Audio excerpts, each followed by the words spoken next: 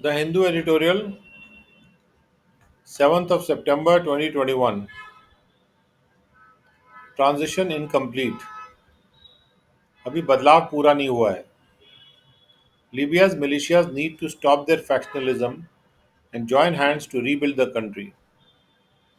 लिबिया में जो प्राइवेट आर्मीज हैं उनके लिए ज़रूरत यह है कि वो अपने को अलग अलग भाग में जो बांटे हुए हैं उसको ख़त्म करें और वो हाथ मिलाएं और जिससे कि वो देश को फिर से बना सकें. The release of al-Sadi Gaddafi, a son of former Libyan dictator Muammar Gaddafi from prison, comes at a time when the unity government in Tripoli is trying to disarm militias, mobilize state institutions, and organize elections to end the ongoing conflict. Mohammed Muammar Gaddafi जो Libyan dictator थे पहले के, उनके जो बेटे हैं अल सादी Gaddafi, उनका जो प्रिजन से रिलीज़ है वो ऐसे समय पे आया है जब त्रिपली की जो यूनिटी गवर्नमेंट है वो ये कोशिश कर रही है कि वो जो आर्मीज़ हैं छोटी छोटी वहाँ पे उनके उनसे हथियार ख़त्म करवा लें और राज्य के संस्थानों को इस तरह से मोबिलाइज़ करें, उनको मूव कराएं और जिससे कि इलेक्शन जो है वो उसको ऑर्गेनाइज किया जा सके, जिससे जो वहाँ पे जो जो कॉन्फ्लिक्ट चल रहा है यानी कि जो आपसी भिड़ंत वगैरह हो रही है वो बंद हो सके. Mister Saadi's brother Saif al-Islam, seen as the heir apparent of Gaddafi before his regime was toppled in 2011 by a NATO invasion, had indicated in July that he would contest in the scheduled December elections for president. Mister सादी के जो भाई हैं सैफ अल इस्लाम, जिनको Gaddafi का higher apparent देखा जा रहा है, यानी कि इस तरह से देखा जा रहा है कि वो उनका जो उनके बाद वो अब देश के प्रेसिडेंट बनेंगे. इसके पहले की इसके पहले जब वो जो राज्य जो उलट दिया गया था 2011 में नाटो इन्वेजन अंदर अटैक के बाद, तो उन्होंने ये इंगित किया था जुलाई में कि वो जो इलेक्शंस दिसंबर में शेड्यूल किए गए हैं उनमें भाग लेंगे प्रेसिडेंट के लिए. मिस्टर सादी had been accused of crimes committed against protesters in 2011, and the authorities decided to free him reportedly after talks with tribal leaders who were backing the Gaddafi family. Mister सादी को पे इल्ज़ाम लगाया गया था कि उन्होंने उन प्रदर्शनकारियों के खिलाफ क्राइम किए थे 2011 में, लेकिन और त्रिपली की अथॉरिटीज़ ने ये निर्णय किया कि उनको फ्री कर दिया जाए. और ये रिपोर्ट किया जाता है कि पहले बातचीत हुई है ट्राइबल एल्डर्स से, बड़े लोगों से ट्राइब के, जो कि गद्दाफी फैमिली को सपोर्ट कर रहे थे, और उसके बाद इनको रिलीज़ किया गया. We cannot move forward without achieving reconciliation, prime minister designate Abdul Hamid Dbeibah wrote on Twitter. जिनको प्राइम मिनिस्टर डेजिग्नेट बनाया गया है, अब्दुल हमीद देबेबा, उन्होंने ट्विटर पे लिखा कि हम सामंजस्य बैठाए बिना आगे नहीं बढ़ सकते हैं. The oil-rich North African country has seen little peace since Gaddafi's demise. Oil के मामले में जो अमीर देश है, ये जो नॉर्थ अफ्रीका की कंट्री है, उसने थोड़ी ही शांति देखी है जब से गद्दाफी की मृत्यु हुई है. NATO had helped different militia groups with air power to defeat his forces back then. NATO ने अलग अलग जो आर्मी के ग्रुप्स थे उनकी मदद की थी हवाई पावर से, यानी कि हवाई जहाज़ वगैरह भेजे थे जिससे कि वो गद्दाफी के फोर्सेस को हरा सकें, जब पहले ऐसा हुआ था. But once the regime fell they began fighting one another. लेकिन एक बार वो राज्य गिर गया तो ये जो मिलिशिया थे वो आपस में एक दूसरे से लड़ने लगे. Libya had established a transition government, but it failed to mobilize authority across the country. Libya ने एक बदलाव वाली सरकार स्थापित की थी, लेकिन उसको पावर अथॉरिटी जैसे लोग उसकी बात मानते नहीं थे। पूरे देश में लोग ने उसकी बात नहीं मानी। Soon there were two governments in Tripoli, the capital, and Tobruk in the east.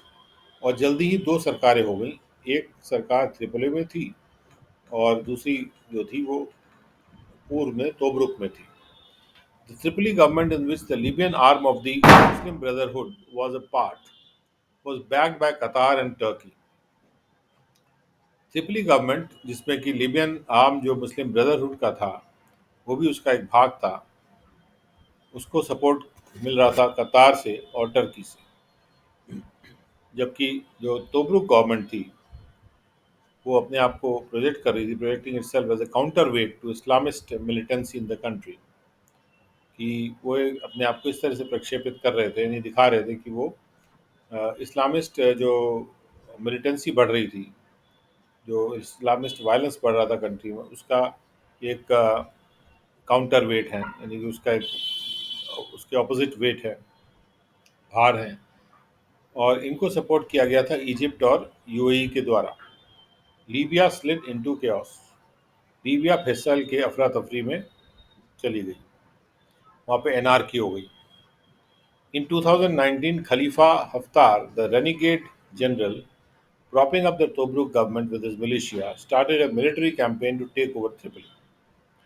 2019 में खलीफा हफ्तार, जो कि भगौड़े जनरल थे, जो कि तोब्रुक गवर्नमेंट को सपोर्ट कर रहे थे अपनी मिलिशिया के साथ, उन्होंने एक मिलिट्री मुहिम शुरू कर दी त्रिपोली को अपने हाथ में ले लेने के लिए। He promised to take the whole country under his leadership and established a stable government. उन्होंने वायदा किया कि पूरे देश को वो टेक ओवर कर लेंगे अपनी लीडरशिप के तहत, और एक स्थिर सरकार को स्थापित कर देंगे।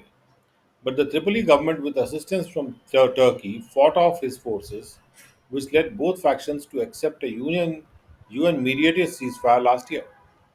लेकिन जो त्रिपली की सरकार थी उनको टर्की से सहायता लेके उन्होंने खलीफा के फोर्सेस को फाइट कर लिया, और जिससे कि दोनों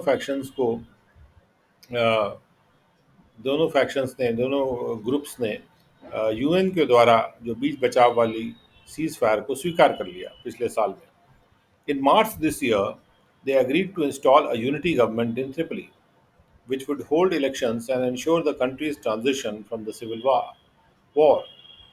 इस साल में मार्च में उन्होंने ये आपस में स्वीकार किया कि वो एक यूनिटी गवर्नमेंट स्थापित कर देंगे त्रिपोली में, जो इलेक्शन करवाएगी।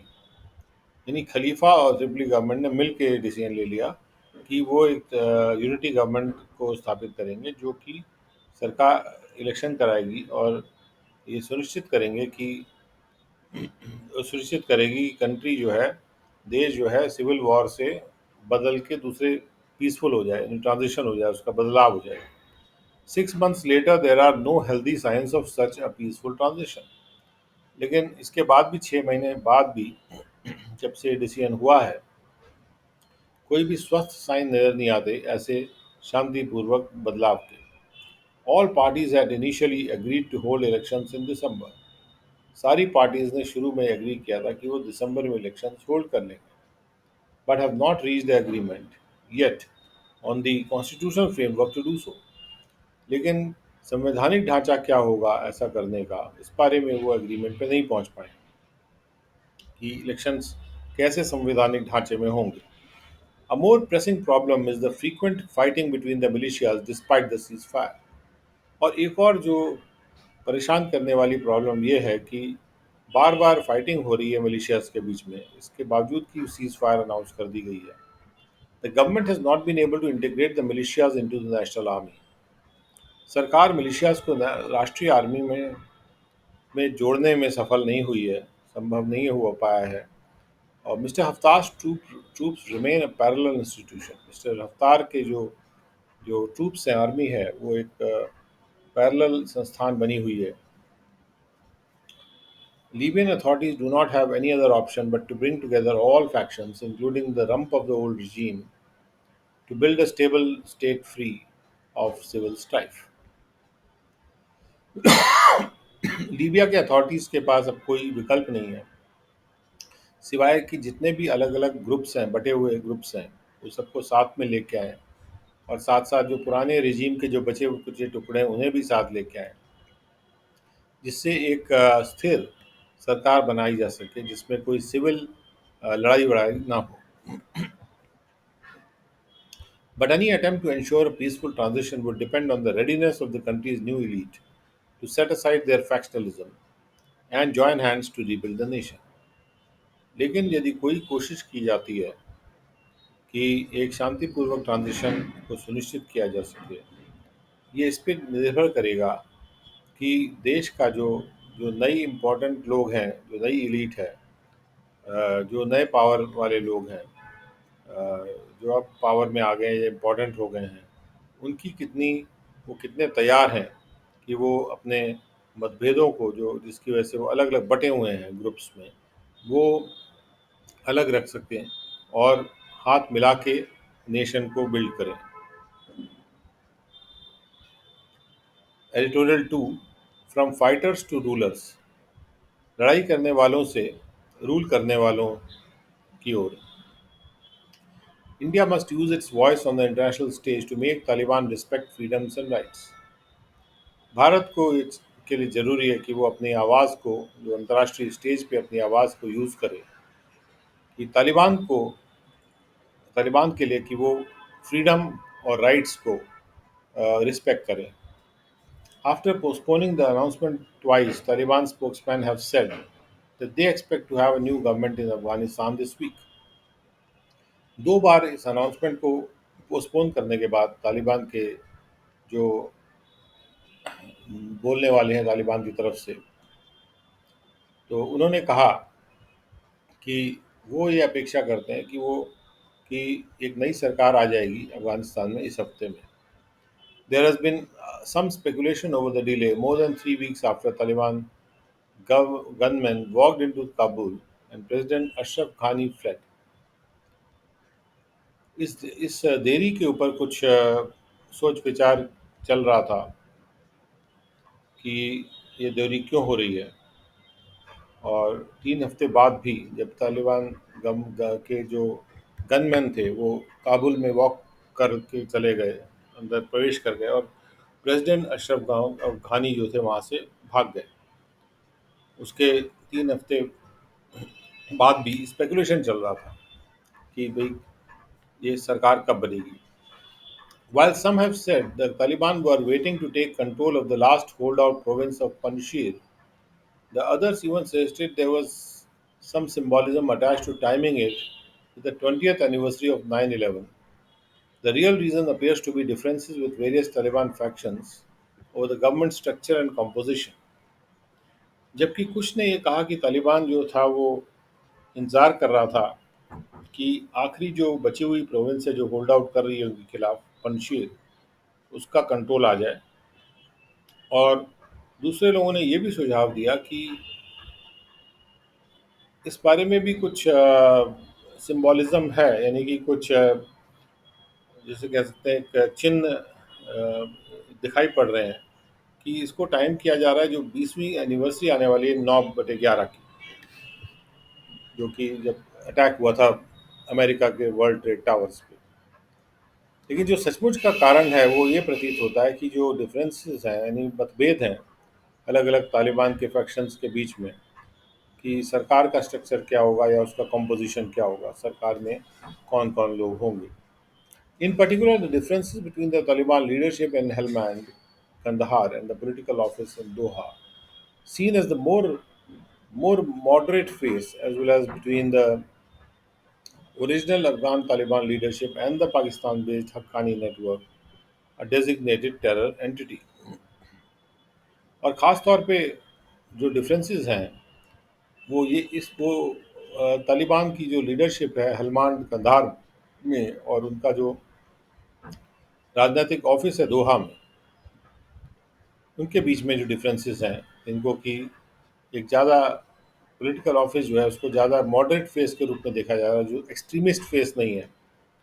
और जो डिफरेंसेस हैं बिटवीन जो ओरिजिनल जो शुरू के अफ़गान तालिबान लीडरशिप थी, और पाकिस्तान में जो आधारित हक्कानी नेटवर्क है, जो कि एक टेरर एंटिटी डेजिग्नेट कर दी गई है, यानी कि बोल उसको बता दिया गया है कि वो टेरर एंटिटी है, उसके बारे में ये उसको मतलब उसको उसको नामित कर दिया गया है टेरर एंटिटी के रूप में। उस हक्कानी नेटवर्क और ओरिजिनल लीडरशिप के बीच में भी मतभेद हैं। The joking is reportedly over cabinet portfolios. जो जोकिंग हो रही है, जो जो कह सकते हैं कि जो बीच बचाव हो रहा है और जो कोशिश हो रही है, बीच बचाव की जो कोशिश हो रही है, ये रिपोर्ट करा जा रहा है कि वो कैबिनेट पोर्टफोलियोज के बारे में हो रही है और गवर्नर के अपॉइंटमेंट के बारे में हो रही है 34 प्रोविंसेस में, और सिटीज़ का कंट्रोल कैसे किसके पास होगा उनके बारे में हो रही है, और इस संभावना के बारे में हो रही है कि नॉन तालिबान अफगान लीडर्स को क्या शामिल किया जा सकता है कि नहीं। Reports of the differences have escalated, and the appearance in Kabul of the Pakistan ISI Chief Lieutenant General Fayaz Hamid is believed to have been an attempt to smooth over the cracks in government formation. जो reports आ रही हैं कि जो differences हैं अलग अलग factions में, वो बढ़ गए हैं, एस्केलेट हो गए हैं, और काबुल में पाकिस्तान के जो आईएसआई चीफ है लेफ्टिनेंट जनरल फैज़ हमीद, उनका मौजूदगी से ये विश्वास होता है कि वो एक कोशिश की जा रही है कि जो क्रैक्स आ गए गवर्नमेंट फॉर्मेशन में, उसमें उसको स्मूथ किया जा सके। At the base of the differences is the tussle between the Taliban's push to consolidate their takeover of Afghanistan and implement an Islamist agenda, and the desire to receive recognition from the international community and its continued financial support. जो differences हैं उसके base पे एक रस्सा कशी है कि तालिबान का जो पुश है कि वो अपने टेक ओवर जो उनका अफगानिस्तान के ऊपर हुआ है उसको और मजबूत करें, कंसोलिडेट करें, एकत्र करके मजबूत करें, और वो एक इस्लामिस्ट एजेंडा को इम्प्लीमेंट कर दें, ऑपरेशनलाइज कर दें, क्रियान्वित कर दें। और दूसरी ओर एक डिज़ायर है कि भाई एक इच्छा है कि वो उनको रिकग्निशन मिल जाए अंतर्राष्ट्रीय कम्युनिटी से, क्योंकि इस्लामिस्ट एजेंडा चलाएंगे तो इस्लामिस्ट इंटरनेशनल कम्युनिटी से रिकग्निशन मिलना मुश्किल होगा, और लगातार फाइनेंशियल सपोर्ट भी मिलता रहे। तो इन दोनों के बीच में, इन दोनों चीज़ों के बीच में कि फाइनेंशियल सपोर्ट मिले, इंटरनेशनल कम्युनिटी उनको रिकग्नाइज करे, और दूसरी ओर वो इस्लामिक एजेंडा चलाना चाहते हैं, तो उनके बीच में ये आधार है उनके डिफरेंसेस का। उस वजह से अलग अलग फैक्शंस में डिफरेंसेस आ रहे हैं। The outcome holds the key not only to the future of the Afghanistan but also to New Delhi's engagement with the new regime. जो भी रिजल्ट होता है वो मुख्य की होगी, मुख्य चाबी होगी, न केवल एक अफगानिस्तान के फ्यूचर के लिए, लेकिन बल्कि न्यू न्यू दिल्ली के का किस तरह का जुड़ाव होगा नए रिजीम के साथ, उसके लिए भी एक चाबी होगी। Any government that gives the Haqqani group key positions will make it difficult for India to have a role in either diplomacy or development projects in Afghanistan. Given previous terror attacks, कोई भी सरकार जो कि को हक्कानी ग्रुप को की position देगी, वो भारत के लिए मुश्किल कर देगी कि उनका कोई रोल हो, या तो डिप्लोमेसी में या डेवलपमेंट के प्रोजेक्ट्स में अफगानिस्तान में, क्योंकि जैसे पहले आतंक के अटैक देखे गए हैं उसके चलते। Any overt role for Pakistan as well as China will also raise red flags for New Delhi. कोई भी सामने दिखने वाला रोल अगर पाकिस्तान या चाइना के लिए होता है, तो उससे भी दिल्ली में लाल झंडे उड़ जाएंगे, यानी खतरे की घंटियां बज जाएंगी। The Modi government has announced that it is now engaging the Taliban with the first publicly acknowledged meeting in Doha last week. The MES says it conveyed concerns on the safety of Indians in Afghanistan, ensuring Afghan soil is not used for attacks in India. Modi government ने ये घोषणा की थी कि अब वो तालिबान के साथ बातचीत कर रहा है, और पहली पब्लिक में स्वीकृत जो मीटिंग थी वो दोहा में हुई लास्ट वीक, पिछले हफ्ते। तो मिनिस्ट्री हमारी जो एक्सटर्नल अफेयर्स की है, उन्होंने कहा कि उन्होंने अपनी चिंताएं व्यक्त कर दी थी, पहुंचा दी थी, कि भारत की सेफ्टी के बारे में, भारतीयों की सेफ्टी के बारे में अफ़गानिस्तान में, और ये सुनिश्चित करने के बारे में कि अफ़गान की जो ज़मीन है उसका इस्तेमाल भारत पे आक्रमण करने के लिए नहीं होना चाहिए। Any engagement with the Taliban beyond this is contingent on the composition of the new power structure. इसके पार जाके अगर कोई